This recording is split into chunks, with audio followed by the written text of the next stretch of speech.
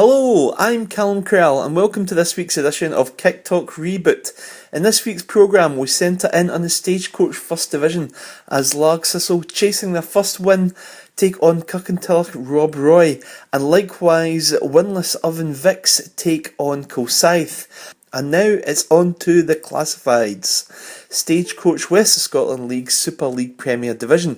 Clydebank 1, Athley 1, Beath 4, Troon 4, Kilbirnie 3, Meadow 5, Petershill 1, Hulford 1, Shorts Bonaccord 1, Cumnock 2.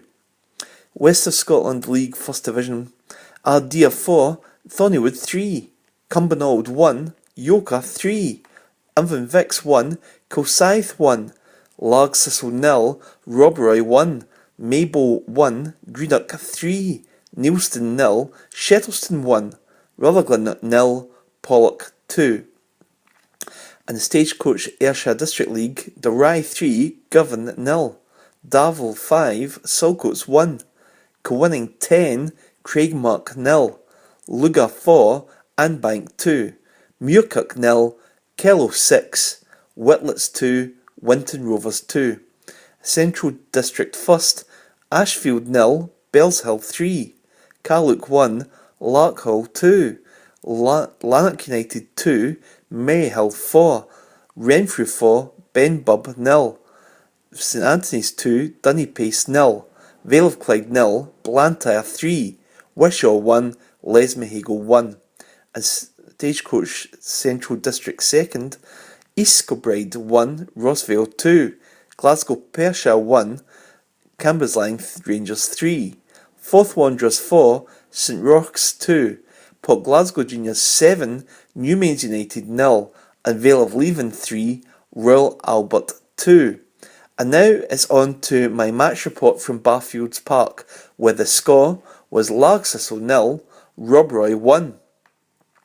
Largs were hoping their luck was going to change, but didn't bet on coming up against a top-class keeper who pulled off an extraordinary triple save to deny the Barfields men.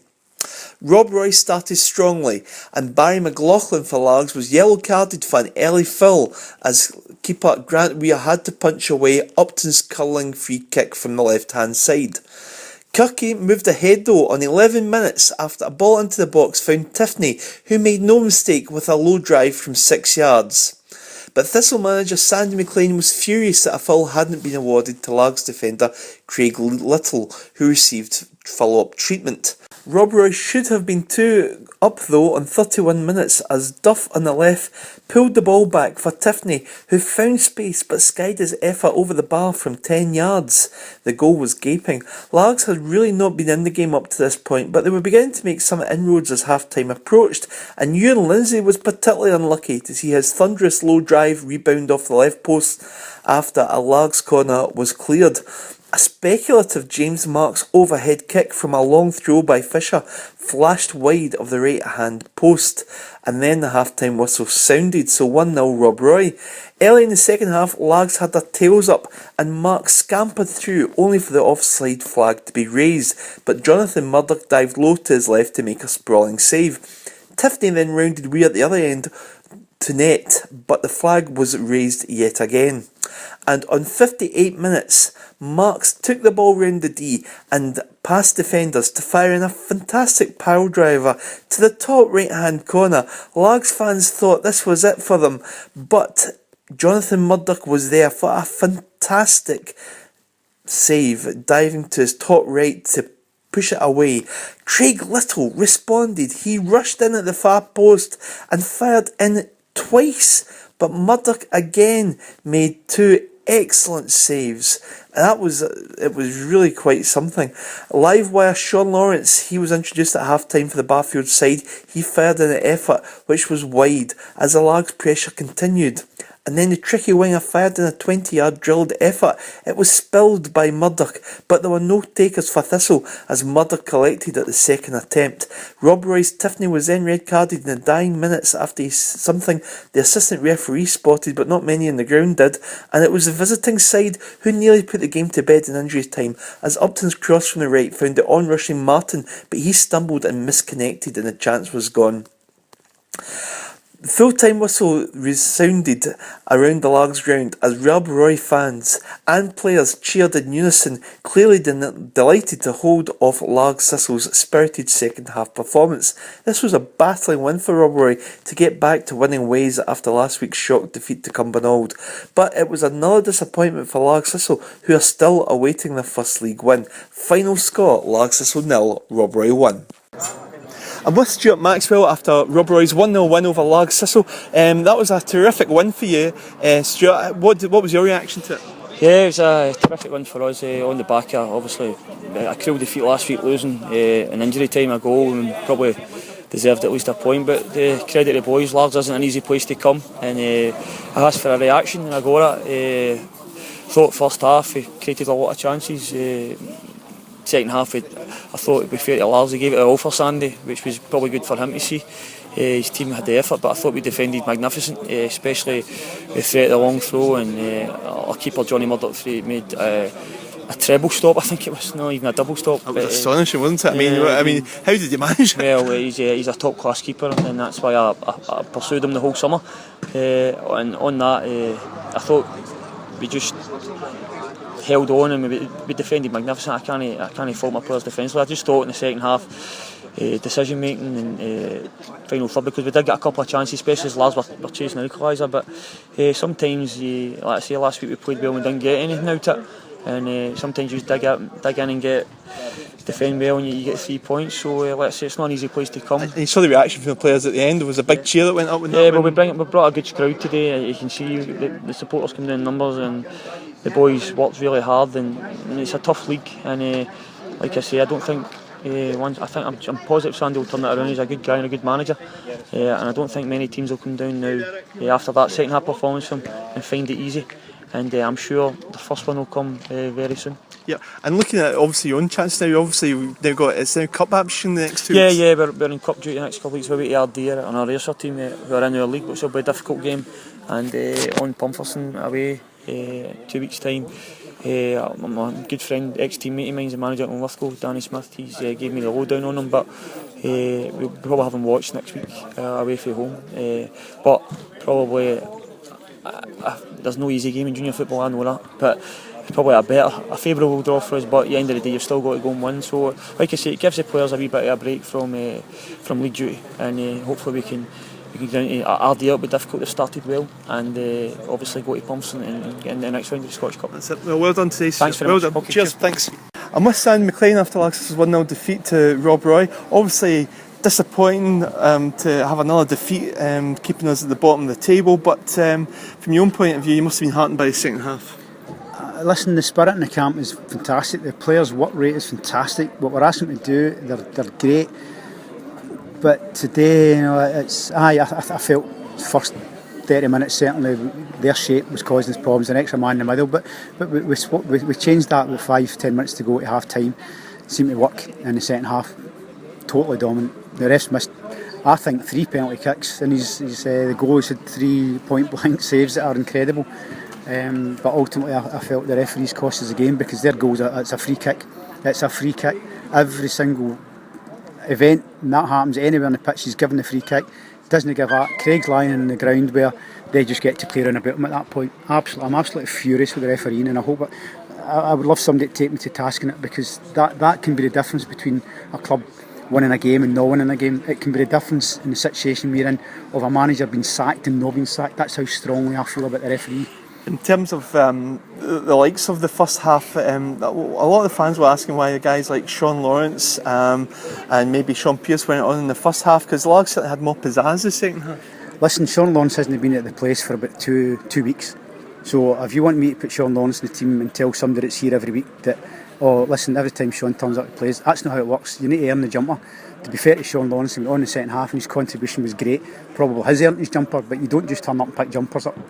And in terms of, like you say, that was it was a fantastic save from Murdoch, the treble save. No, as an ex-goalie, I've got to admire that, but you know, it's that's what's happening to us. It's dropped.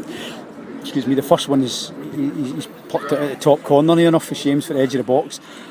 it then falls to our player inside the 6-yard box. The goalie's in the ground and you think it's going in the net, but no, the way we're just not getting a single break.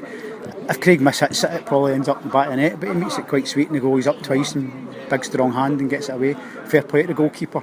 But as I say, it's just another sore one for us, really. And now it's over to Stuart McConnell for his report from Victoria Park. Welcome to Victoria Park, where the final score in this Stagecoach Super League First Division match was Irvine Vics 1, Kilsyth Rangers 1. Ian McMillan and Stevie Wilson's team went into this match looking for that all-elusive First League victory in their introduction season to the Super First Division, and it was once again a case of creating a barrelload of opportunities, as they have been in recent weeks, and just missing out at the end up. It was a good entertaining game, and Vics totally dominated much of the play. They had some early chances through. Darren Beard had a shot saved by the keeper in 6 minutes, and then there was a good tackle by Davy Wilson and Prentice at the other end in 16 minutes as Kilsyth battled away. Bobby Colligan was back for Vics after 3 games through injury, and he had played a great part in the match. He forced a corner after good play in 23 minutes, but came to nothing. However, the deadlock was finally broken on the half hour, and it was an excellent goal. It was a cross from Colligan, who was a real live wire, and it was shot home by the debut. New boy Bruce McMaster. It was his first goal for Vics in his first home match, and it was the shot looked to the Kilsyth player booted the ball away, but it had already crossed the line, so the goal of course rightly stood. In the second half, it was again a case of Vics pinning their opponents back, and there was a good opportunity. A Darren Beard shot in 52 minutes just went wide, and then Beard had a shot saved just after that, and Bobby Colligan again was clearing the box, and he sort of set up by Beard, but his shot was saved, and then a Beard shot was saved by the keeper in 66 minutes, and Colligan beat 3 opponents before shooting just over the bar from 8 yards in 62 minutes, and then Kilsyth sort of came a bit more into the match, and Mark Duffy had a shot over the bar from 12 yards in 67 minutes. It looked increasingly like Vics were going to hold on. Baird had a shot blocked, should have scored in 76 minutes. The other end, Dolan was stopped by a fine tackle from Davy Wilson.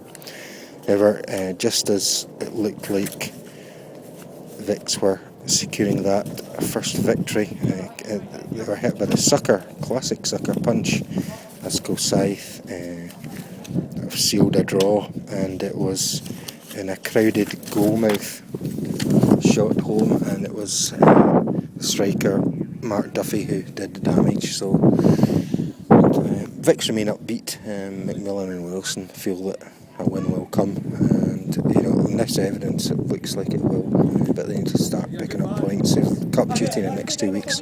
So from Victoria Park, where the final score in this Stagecoach Super League First Division match was Irvine Vics 1, Kilsyth Rangers 1. This is Stuart McConnell for KickTalk. Thanks very much, Stuart McConnell there. And now it's on to the goal scorers roundup. There were goals galore in the Gannock Valley today. First at Kilbirnie, where it finished 5-3 to Irvine Meadow. A Malone hat-trick for Laid's side was not enough, as doubles from Dees and Hall and a strike from Mark Thompson was enough to put Meadow top of the table tonight with 15 points. And it was 4-4 between Beath and Troon, and Andy Reid double, Christie and McEwen got the goals for the Gannock Valley side. Troon had been leading 3-2 at half-time. Petershill were pipped to victory by a 70th minute equaliser by Keane of Hulford.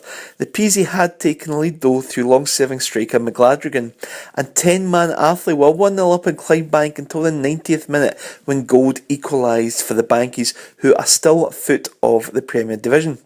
Winters and Mackenzie were the second half scorers as Pollock continue their good form. They are top of the Stagecoach First Division this weekend. Rab Patterson scored for Maybole, but they were turned over 3-1 at home to Inform Greenock. Maxwell, Creand and Roger won the score sheet for Yoka as they won 3-1 at Cumbernauld. And the Ayrshire District, Kilwinning won 10-0 against Cranemark, including a Ben Lewis hat-trick. And it is the Ardagh Cup final on Sunday at Portland Park, where Auchinleck take on Glenafton at 2:30 p.m. him. Thanks for joining us on KickTalk, and it is goodbye.